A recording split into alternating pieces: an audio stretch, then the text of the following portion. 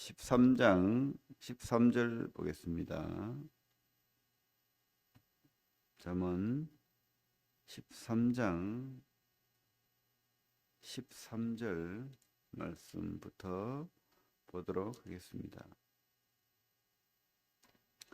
먼저 기도하고 그렇게 말씀 보겠습니다. 하나님 감사합니다. 참 연약하고 지혜도 없고 생각하는 바가 늘 허망하여지는 자를 하나님 참 하나님의 지혜와 말씀으로 소망을 갖게 하시고 당신의 그 독생자 예수 그리스도를 믿게 하심으로 구원 얻는 자가 되게 하심에 감사를 드립니다.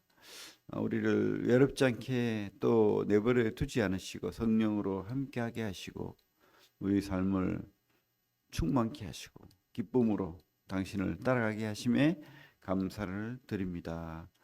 오늘도 참 말씀의 지혜로 우리를 깨닫게 하시고 그리고 또 참 무엇이 하나님의 그 지혜인지 다시 한번 말씀으로 깨닫게 하시고 가르쳐 주시옵소서. 예수님 이름으로 기도합니다. 아멘.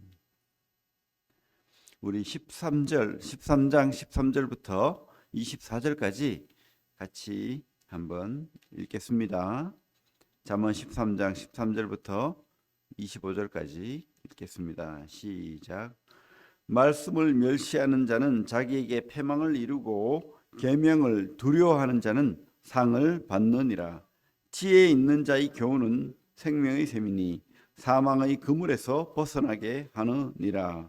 선한 지혜는 은혜를 베푸나 사악한 자의 길은 험하니라. 무릇 슬기로운 자는 지식으로 행하거니와 미련한 자는 자기의 미련한 것을 나타내느니라.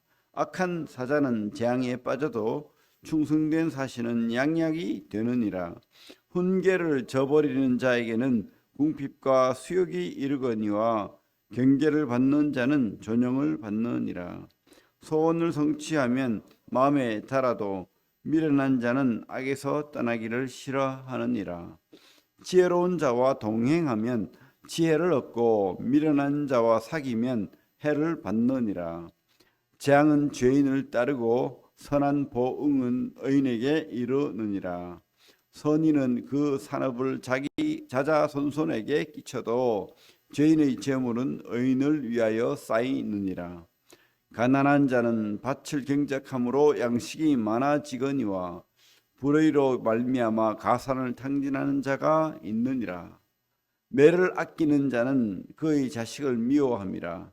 자식을 사랑하는 자는 근실히 징계하느니라. 의인은 포식하여도 악인의 배는 줄이느니라. 오늘 말씀 제목은 지혜와 동행하라. 지혜와 동행하라. 저는 참 성경이 말하는 지혜가 너무 좋습니다. 우리는 지혜롭게 살아야 됩니다. 그죠? 지혜 없는 자입니다. 우리는 사실은. 지혜는 하나님의 성품이에요. 우리 성품이 아닙니다. 그래서 이 만물 속에 하나님의 지혜가 깃들어 있고 하나님이 또 우리가 하나님의 형상과 모양으로 지어졌다고 했는데 그 속에는 우리가 지혜를 담고 있다고 생각합니다. 그러나 그 지혜가 죄로 말미암아서 무너지고 마귀가 속임으로 우리는 지혜 없는 자가 되었습니다. 그래서 우리는 하나님의 지혜를 회복해야 될 줄로 믿습니다. 하나님의 지혜는 바른 삶의 방향 설정이죠. 그래서 우리가 그 지혜대로 살기 위해서는 하나님 말씀이 무엇을 예를 들면 어떤 길에 화살표를 그죠? 통해서 우리가 어느 방향이 우리가 가고자 하는 방향인지 알 수 있다는 것이죠. 어떤 길에 갈림길에 있다면 그래서 지혜는 방향입니다. 방향입니다. 그리고 또 지혜는 그 방향일 뿐만 아니라 또 에너지일 수도 있어요. 하나님이 그 방향으로 갈 수 있도록 우리에게 은혜를 주시는 거죠. 그게 바로 지혜라고 생각이 됩니다. 그래서 우리는 성경을 통해서 그 지혜를 얻고 또 힘의 에너지를 얻을 수 있다고 생각합니다. 성도는 그래서 이 말씀을 통해서 하나님의 지혜, 또 우리와 함께하는 성령의 지혜로 그렇게 살아가야 될 줄로 믿습니다. 그래서 말씀은 오늘 특별히 잠언은 지혜에 대한 말씀이 참 많죠. 그래서 이 오늘 말씀 제목이 지혜와 동행하라. 지혜는 결론은 하나님의 성품이기 때문에 하나님과 동의어라고 생각이 됩니다. 하나님의 성품, 그죠? 쉽게 말하면 하나님의 성품이라고 생각됩니다. 그래서 우리가 하나님과 동행할 때 지혜가 있는 거에 되는 거죠. 그래서 우리가 하나님과 동행할 때 지혜가 있는 것이고, 또 하나님은 말씀으로 우리에게 이야기하기 때문에 또한 이 말씀이 지혜라는 생각도 듭니다. 그래서 우리가 이 말씀을 따라 사는 것이 지혜와 동행하는 것이고, 지혜롭게 방향을 설정하는 것이고, 또 그 속에서 에너지, 그래서 차가 방향을 설정해서 가더라도 기름이 떨어지면 갈 수 없잖아요. 그래서 그 에너지라고도 생각이 됩니다. 오늘 그래서 이 지혜의 말씀을 통해서 우리가 방향도 알고 에너지도 얻는 그런 귀한 시간 되기를 바랍니다. 우리 13절을 보면 특별히 지혜와 동행하는 방법으로 말씀을 존중하라고 합니다. 말씀을 무시하지 말라고 성경은 말하고 있죠. 13절 뭐라고 되어 있습니까? 말씀을 멸시하는 자는 자기에게 패망을 이루고 계명을 두려워하는 자는 상을 받느니라. 그렇습니다. 지혜롭지 못한 자는 말씀을 그저 존중할 수 없죠. 무시하고 자기 뜻대로 내 생각대로 사는 것입니다. 하나님을 떠나는 것이죠. 그게 바로 지혜롭지 않은, 하나님을 떠난 지혜 없는 자죠. 그러나 지혜로운 자는 말씀을 존중합니다. 무시하지 않습니다. 그리고 하나님 말씀대로 사는 것이죠. 계명을 두려워하는 자는 상을 받느니라.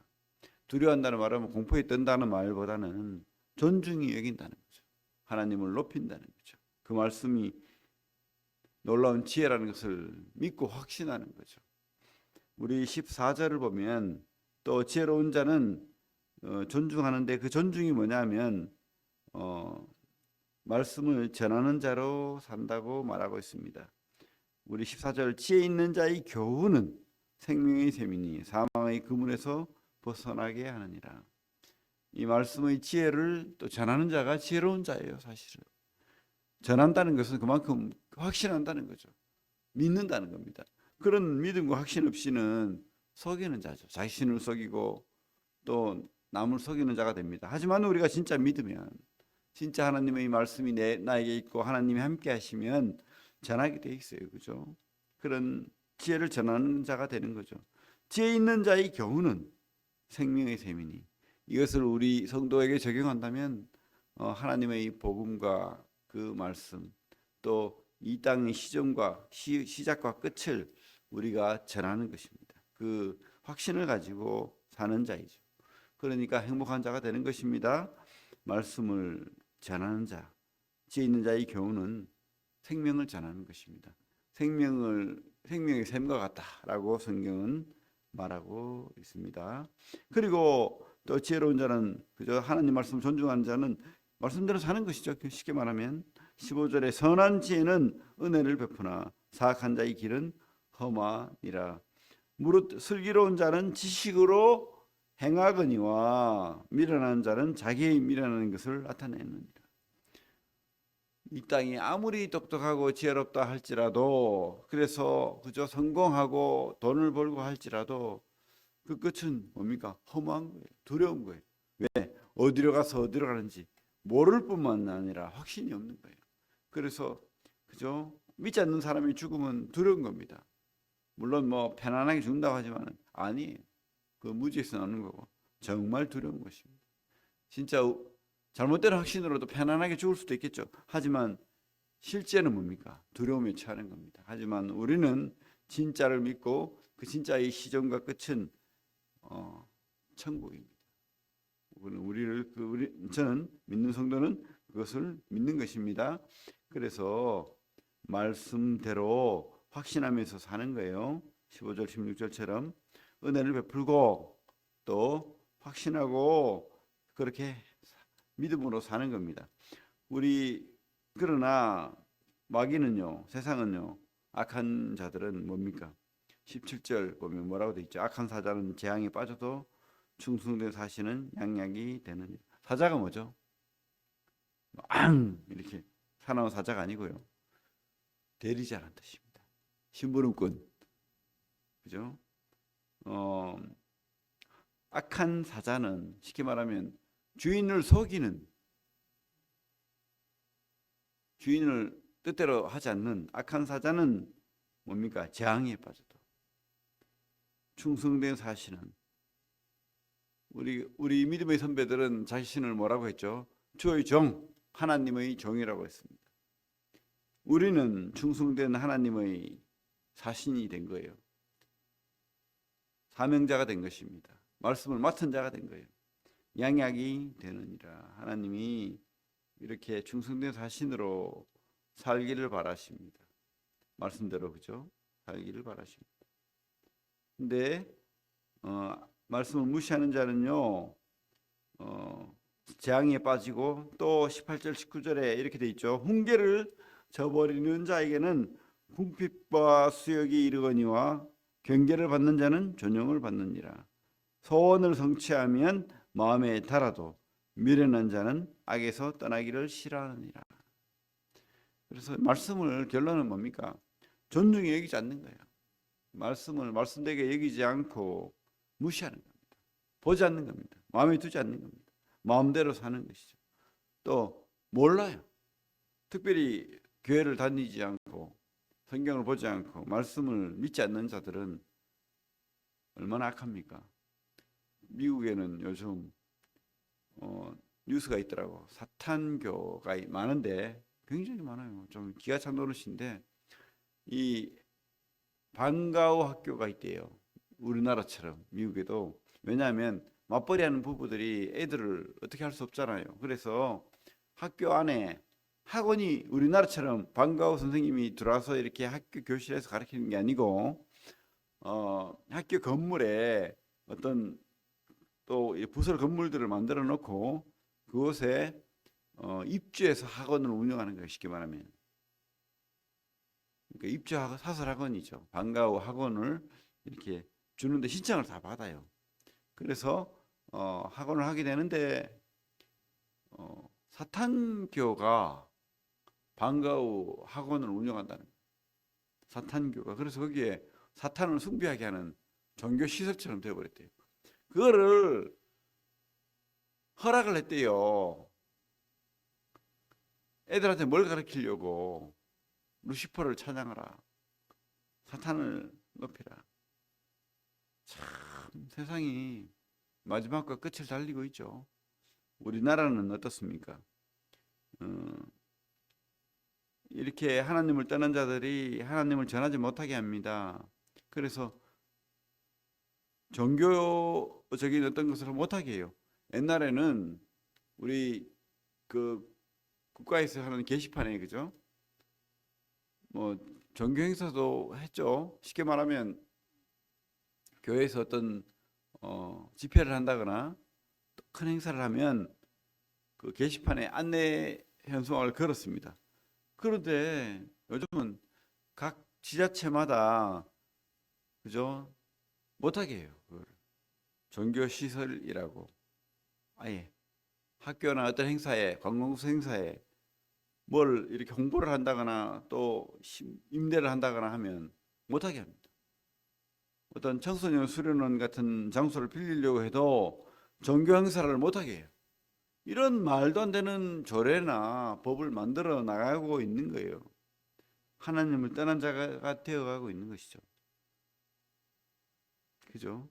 이 땅이 그렇습니다. 미련한 자는 악에서 떠나기를 싫어하고 마음에 하나님 두기를 싫어하고 결론은 뭐죠? 그 끝은 하나님의 심판이 기다리고 있다는 것입니다. 말씀을 존중해야 됩니다. 두 번째로 지혜자와 동행하라. 그죠? 지혜로운 자와 동행하라. 우리 20절 볼게요. 20절. 지혜로운 자와 동행하면 지혜를 얻고 미련한 자와 사귀면 해를 받느니라. 지혜로운 자와 동행해야 됩니다. 친구의 중요성. 그죠? 친구 따라 강남 간다고 하죠. 친구 때문에 뭐 다 잘못됐다고 하잖아요. 진짜 맞습니다. 친구를 잘 사귀어야 됩니다. 그런데 우리 친구는 누굽니까? 친구 되시는 우리 주님이 직접 친구라는 표현을 썼습니다. 우리는 우리 주님의 친구입니다. 그 친구, 성령 하나님, 우리 주님 하나님을 친구로 삼아서 물론 그죠? 우리가 이 땅에서 우리가 막대하는 그런 친구 아닙니다. 참 놀라운 우리 함께 먹고 마시는 친절한 그러나 나의 구주가 되시는 그분과 동행하면 그분의 말씀을 듣고 그분에게 나의 어려움과 삶을 맡기고 그렇게 살아가는 그런 동행하는 친구가 되어야 됩니다. 그러면 어떻게 해요? 하나님이 우리 삶을 결코 실패로 내버려 두지 않을 것이다 라는 확신이 있습니다. 그리고 지혜자는 악한 자의 결말을 알고 있는 것이죠. 우리는 알아야 됩니다. 이 말씀을 떠난 지혜 없는 자의 결말을 우리가 깨닫지 못하고 확신하지 않는다면 자꾸 나쁜 친구, 나쁜 세상, 말씀을 떠난 지혜 없는 자처럼 그렇게 살아가는 거예요. 21절부터 23절 재앙은 죄인을 따르고 선한 보응은 의인에게 이르느니라. 선인은 그 산업을 자자손손에게 끼쳐도 죄인의 재물은 의인을 위하여 쌓이느니라. 가난한 자는 밭을 경작함으로 양식이 많아지거니와 불의로 말미암아 가산을 탕진하는 자가 있느니라. 하나님이 이 땅에서 보응이 있다는 것입니다. 이 땅에서도 하나님은 하나님 앞에 간절함으로 그렇게 살아가는 자에게 결코 내버려 두지 않는다는 것을 우리가 보게 됩니다. 악한 자는 또 특별히 우리가 그 결말을 알잖아요. 그 끝을 알잖아요. 심판입니다. 지옥입니다. 우리는 뭡니까? 영원한 하나님 나라가 우리에게 기다리고 있다고 확신합니다. 그곳에 우리는 갈 자예요. 지혜 있는 자가 돼야 됩니다. 지혜와 동행하고 그리고 또 하나님을 존중히 여겨야 됩니다. 그래서 우리 또 특별히 24절에 보면 교육에 대해서 나오죠. 매를 아끼는 자는 그의 자식을 미워함이라. 자식을 사랑하는 자는 근실이 징계하느니라. 그렇습니다. 이 땅에 자식 농사가 크다고 하죠. 우리 삶의 어떤 큰 부분을 차지합니다. 우리만을 위해 사는 것이 아니죠. 이 믿음의 전수는 하나님이 기뻐하는 겁니다. 그런데 우리 자식들은 사실은 이 죄인으로 태어나기 때문에 그 본성이 약해요. 그런데 우리가 그 본성대로 키워버리면 안 되는 거예요. 좀 통제를 해줘야 되는 겁니다. 특별히 어릴 때 3살 버릇 8까지 간다는 말이 분명합니다. 그래서 어릴 때는 고집을 좀 꺾어줘야 됩니다. 애들이 아주 고집을 피워요. 자기 뜻대로 합니다. 그리고 애들이 굉장히 본성이 놀라워요. 악한 본성이. 엄마 아빠의 그 약한 것이 무엇인지, 마음이 약한 것이 무엇인지 알아요. 그리고 엄마 아빠가 얼마나 자기를 사랑하는지도 알아요. 그래서 그 사랑을 통해서 엄마 아빠를 꺾으려고 해요. 이용하려고 해요. 조정하려고 합니다. 우리 인간도 그렇죠. 어리석은 자들은 하나님을 조정하려고, 하나님을 내 뜻대로 막 움직이려고 합니다. 그런데 하나님은 그렇지 않죠. 그런데 인간들은 그렇게 자녀에게 휘둘립니다.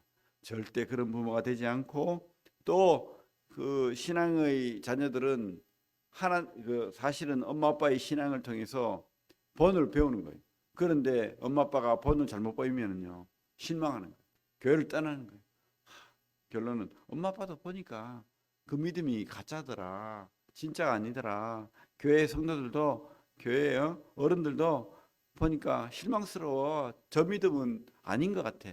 그러면서 그 믿음을 따라서 오히려 자기가 그저 신앙을 더 잘해야 되는데 그게 아니고 아이고 별거 아니더라. 교회도 별거 아니고 하나님도 없는 것 같더라. 의미 없더라. 그러면 떠나버립니다. 그죠? 우리는 먼저 본이 되고 그리고 그 본대로 본이 되는 대로 말씀대로 애들을 훈육해야 되는 거예요. 그렇다고 애들에게 공포감을 심어주고 그죠? 화를 내고 이건 잘못된 것이죠. 우리의 본성대로 키우면 안 되겠죠. 하나님의 말씀대로 기준대로 이 미련한 것은 좀 우리가 매로 훈육을 해야 되는 것입니다. 특별히 어릴 때, 아주 어릴 때 이렇게 좀 애들을 권위가 무엇인지 말씀이 무엇인지 그렇게 가르쳐야 된다고 생각합니다. 다만 그죠? 매를 한번 됐으면 사랑을 10번, 9번이라도 이렇게 보여줘야죠. 사랑하기 때문에 매를 대고 훈육한다는 것을 가르쳐 줘야 됩니다. 감정적으로 대하면 안 되는 것이죠. 그렇습니다. 어쨌든 우리는 지혜와 동행하고 지혜를 가르쳐야 될 줄로 믿습니다. 그리고 지혜를 전하는 자가 되어야 됩니다. 하나님은 이 지혜 있는 자를 하나님과 동행하는 자를 결코 외면하지 않습니다. 예, 기도하겠습니다. 하나님 감사합니다. 오늘도 변함없이 우리를 사랑하시고 우리와 함께 하시길 원합니다. 그래서 말씀으로 우리를 가르치고 또 인도하실 줄로 믿습니다. 하나님 앞에 맡깁니다. 말씀을 깨닫게 하시고 그 말씀대로 살게 하여 주시옵소서. 예수님 이름으로 기도합니다. 아멘.